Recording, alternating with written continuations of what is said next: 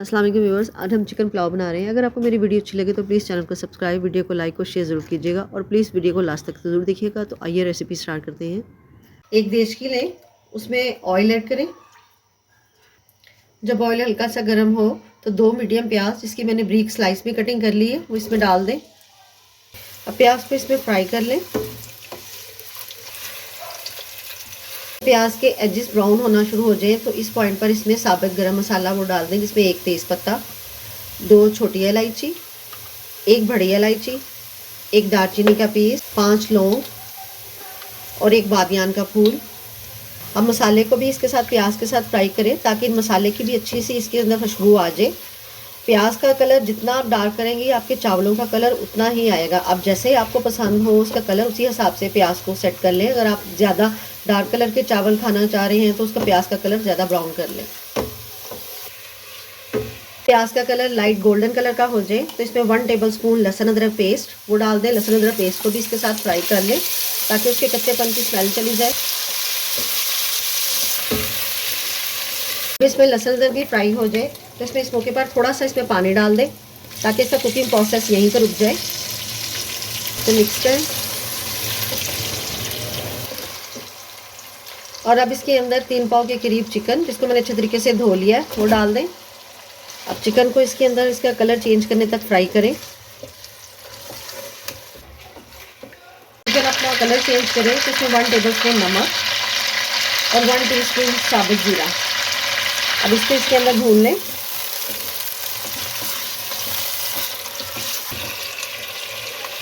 1 minute के बाद इसमें 2 मीडियम टमाटर, जिसकी मैंने ब्रीक स्लाइस में कटिंग की है, वो डाल दें ताकि टमाटर भी इसके अंदर अच्छे तरीके से भून जाएं।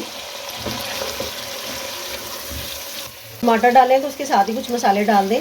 ये 4 से 5 हरी मिर्ची हैं, जिसका मैंने पेस्ट बना लिया। पुलाव में इसका टेस्ट बहुत अच्छा आता है जब भी मिर्चें जो पीस कर डाली जाएँ तो। 1 टेबलस्पून धनिया पाउडर, ½ टीस्पून पिसी हुई लाल मिर्च, 1 टीस्पून पिसा हुआ गरम मसाला, ½ टीस्पून सौंफ का पाउडर। इससे भी पुलाव का टेस्ट बहुत अच्छा आएगा। 1 चिकन क्यूब इसे इस तरह तोड़कर वो इसके अंदर डाल दें और 1 टेबलस्पून बिरयानी मसाला, कोई सा भी ले लें आप, किसी भी कंपनी का, इससे भी पुलाव का टेस्ट बहुत अच्छा आएगा। अब इसे मिक्स करें ताकि मसाले इसके अंदर अच्छे तरीके से भून जाए। जितना अच्छा हमारा मसाला भुना होगा हमारा पुलाव बहुत मज़ेदार तैयार होगा।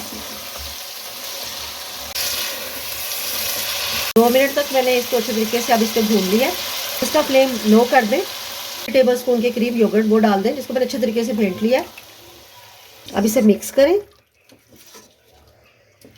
दही को अच्छे तरीके से भून लें। जितना अच्छा हमारा सालन अगर हम बना रहे हो या पुलाव बना रहे हो, कोई भी चीज़ बना रहे हो, तो जब जब चीज़ को अच्छे तरीके से भूना जाता है तो उसका टेस्ट बहुत अच्छा आता है। अब इसको दही के साथ अच्छे तरीके से भूनना है ताकि दही का पानी खुश्क हो जाए। तो मैंने इसके अंदर अच्छे तरीके से भून लिया। अब इसका पानी दही का खुश्क हो गया है। मैंने टेबलस्पून इमली, जिसे मैंने पानी में भिगो के रखा हुआ था, लेकिन उसका सिर्फ पानी डालना है, हमने पूरी इमली नहीं डालनी। अब इसके अंदर वो डाल दें। इसे बस हल्का सा मिक्स करें और साथ ही इसमें पुलाव के लिए पानी डाल दें। गिलास चावल बना रही हूँ उसी हिसाब से इसमें पानी डाल दें। आधा किलो से थोड़े से चावल ज़्यादा हैं। तकरीबन मैं इसमें 3 गिलास के करीब पानी डालूंगी। अब इसे मिक्स कर दें और इसे कवर करके कुक करें। इसमें उबलने लगे, इसमें 3 हरी मिर्चें साबित वाली और ये भिगे हुए चावल, जिसे तकरीबन जो 40 मिनट हो गए हैं, वो इसमें डाल दें। अब इसे हल्के हाथ से मिक्स कर दें इसके अंदर और जब इसमें एक उबाल आए तो उस वक्त इसकी नमक मिर्च चेक कर लें। अगर नमक कम हो तो इसमें और डाल दें और अब इसे कवर कर दें। जब इसमें पानी ख़त्म होने वाला हो तो इसमें थोड़ा सा चम्मच एहतियात से चला दें, हल्के हाथ से ही बस।